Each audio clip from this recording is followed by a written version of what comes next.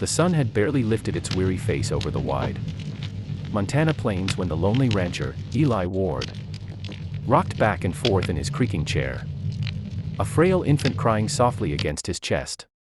The once vibrant home had grown quiet since Mary, his wife, passed away during childbirth just 3 weeks ago. The scent of her bread still lingered in the cracks of the old wooden walls, and every creak of the floorboards whispered her name. Eli hadn't slept more than an hour a night since that day, his hands calloused not from the ranch work, but from rocking and soothing a baby who refused to eat. The tiny boy, named Samuel, was born too early, too weak, and Eli's heart broke every time the child's lips searched helplessly for milk that would not come. He had tried cow's milk, warm water, even mashed oats, but nothing worked. Each cry from the baby tore a piece from his already shattered soul. Outside, the cattle lowed, hungry and restless, yet the rancher didn't move. His world had narrowed to that small bundle in his arms. The ranch, the wind, the open plains, all of it seemed to mock him now with its vast indifference. The neighbors had stopped by the first few days after Mary's funeral, bringing casseroles and quiet condolences. But grief made Eli shut the world out. He didn't want to talk. He didn't want sympathy. He only wanted his wife back. 3 weeks later, the food was gone, and so was his hope. The baby's cries were weaker now, and Eli feared the unthinkable. He stared out through the cabin window, the morning light painting golden streaks across his unshaven face. His voice cracked as he whispered, "Please, Lord, don't take him too." The words barely left his lips before a soft sound cut through the silence, a knock on the door. It was timid at first, then firmer. Eli froze, clutching Samuel protectively. No one came this far up the hill anymore. Setting the baby gently in his cradle, he moved toward the door, every step heavy with suspicion and weariness.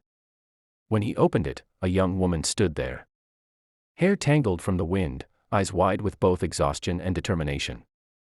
In her arms was a small bundle wrapped in blue. "Mr. Ward?" she asked softly, her voice trembling. "I heard you lost your wife, and that your baby's been hungry." Eli's throat tightened. He didn't know this woman, but her presence carried a strange calmness that seemed to seep into the cold air between them. "Who told you that?" he managed to ask. "Mrs. Hensley from down the valley," the woman replied, looking down at the crying baby in his cradle. "She said you might need help." "My name's Clara. I just lost my own child 2 weeks ago." Her voice broke, and Eli saw tears glisten in her eyes. "He didn't make it," she continued quietly. "But I still have milk. I thought, if you'd let me, I could help your boy." For a long moment, to the bundle she held, then to his son's weak, fading cry. Clara's offer felt both miraculous and cruel. It was as if God had sent her, but Eli's pride and grief made him hesitate. He looked away, fighting the lump in his throat. "I can't ask you to do that," he said roughly. "You've suffered enough." But Clara stepped forward, her voice steady despite the tears. "You don't have to ask. I'm offering. Let me feed him. Please." Samuel whimpered again, and Eli's resolve cracked. He gave a small nod, stepping aside. Clara entered, her steps cautious as if afraid to disturb the memory of Mary that still lingered in every corner of the room. She sat by the hearth, where the fire had nearly gone out, and reached for the child. Eli handed Samuel over slowly, his calloused hands brushing hers for just an instant. A spark of warmth passed through them, unspoken but real. The moment Samuel touched her arms, he quieted, as though sensing something his father could not. For the first time in days, silence filled the cabin, peaceful, fragile silence. Eli turned away, his vision blurring. He stared into the dim light flickering against the walls, listening to the sound of his son's soft breathing. When Clara finally looked up, her eyes were wet, but she smiled. "He's strong," she whispered. "Just hungry." Eli sank into his chair, covering his face with both hands. A long, shuddering breath escaped him, half sob, half prayer. "I don't know how to thank you," he said hoarsely. Clara shook her head. "Don't thank me. Maybe this is how I heal too." As hours passed, the mood in the cabin shifted. Clara moved around quietly, rekindling the fire, humming softly to the baby. Eli watched her, conflicted but grateful. The smell of coffee soon filled the air. And for the first time since Mary's passing, the house didn't feel so empty. The rancher noticed the small details: how Clara wiped the baby's mouth with care, how her eyes softened when she spoke, how she looked at Samuel not with pity but with love. Yet beneath that kindness was a depth of grief that mirrored his own. Two souls broken by loss, drawn together by the smallest spark of life. When dusk fell, Clara rose to leave. "It's late," she said gently. "I'll come again tomorrow. If you'll let me." Eli wanted to say no, wanted to keep his distance, but the thought of another night with a hungry, crying baby made him nod silently. "You'll come back?" he asked, almost like a child himself. She smiled faintly. "I'll come back." And then she was gone, her figure disappearing into the orange haze of sunset. Eli stood by the window long after, watching until she vanished beyond the ridge. For the first time in weeks, Samuel slept peacefully, his tiny chest rising and falling with steady rhythm. Eli sat beside the cradle, a strange calm washing over him. He looked down at his son and whispered, "Looks like someone up there hasn't forgotten us after all." Outside, the wind had softened, the stars just beginning to pierce the twilight. Tomorrow, Clara would return, and though neither of them knew it yet, that single knock had begun to stitch two shattered hearts back together. The next morning, the sun poured golden warmth over the frostbitten fields, waking the land with a promise of something new. Eli Ward stepped out onto the porch, his hat shadowing his tired eyes as he watched the mist lift over the pastures. For the first time since Mary's passing, he noticed how the light hit the hills, how the cattle's low calls sounded less like mourning and more like life carrying on.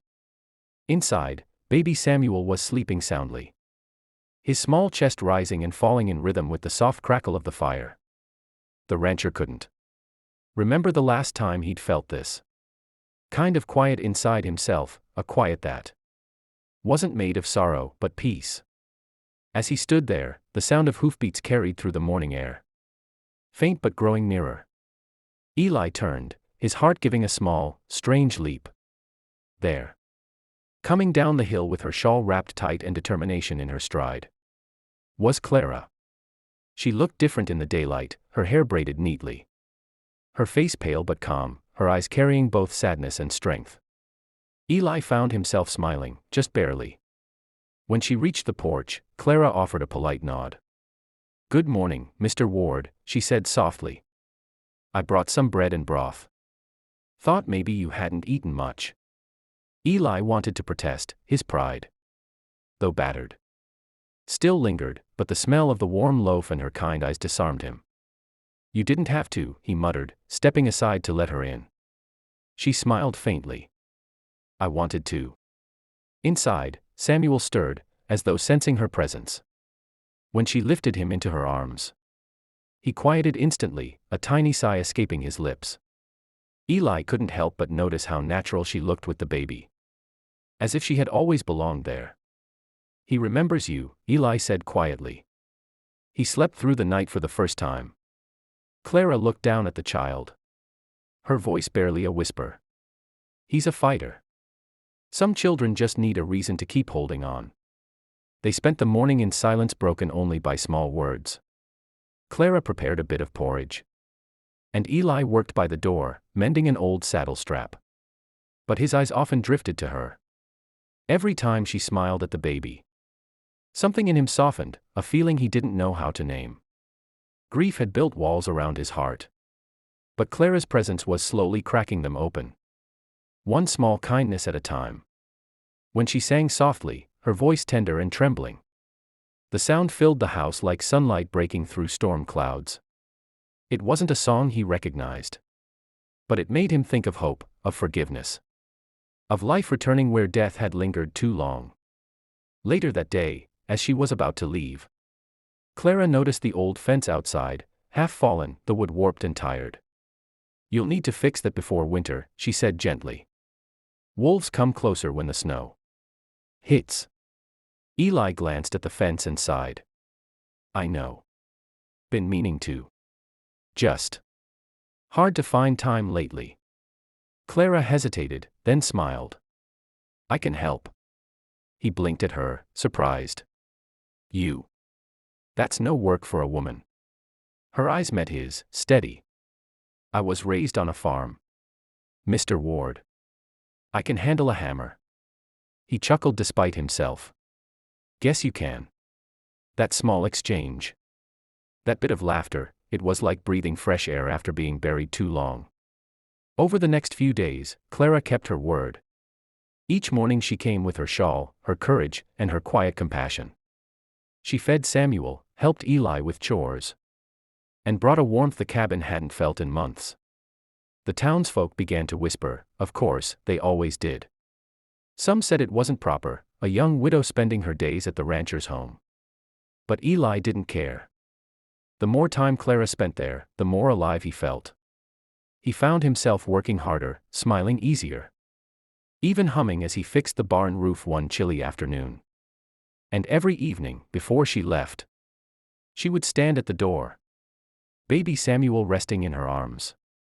And for a moment the world would feel complete, like nothing was broken anymore. But as the days passed, something began to stir in both of them, something neither dared speak of. When Clara laughed, Eli felt his heart lift in a way that frightened him. When their hands brushed over a bowl or a blanket, she felt her breath catch. As though the ghosts of their losses stood between them, urging them to step forward. Yet both were bound by guilt, he, for loving again too soon. She, for daring to feel joy after burying her child. It was grief that had brought them together. But it was love, fragile, blooming, unexpected, that began to hold them there. One cold evening, as a storm gathered on the horizon, Clara stayed longer than usual. The wind howled against the windows, rattling them like angry spirits. "You should stay till morning," Eli said, his tone more command than suggestion. "Roads'll wash out." She nodded hesitantly, eyes on the fire. "If you're sure." He set up a cot by the hearth. Though both knew the cabin was small, and space would be shared. As night fell, the storm roared outside, lightning splitting the sky. Samuel whimpered once, but Clara hushed him gently. Her lullaby barely audible over the wind. Eli watched her in the firelight, her face glowing softly. Her expression peaceful. Something deep within him shifted. Something he hadn't felt in so long that it almost scared him. Gratitude. Affection. Life. They talked late into the night. About loss. About faith. About how sometimes the hardest thing wasn't saying goodbye, but daring to live after the goodbye. "I keep thinking I failed her," Eli said quietly, staring at the flames. "Mary wanted a family so bad, and now she's gone. Feels like I stole her dream." Clara's eyes glistened. "You didn't steal it, Eli. You're living it for her.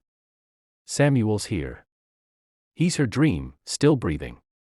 He turned to her, the firelight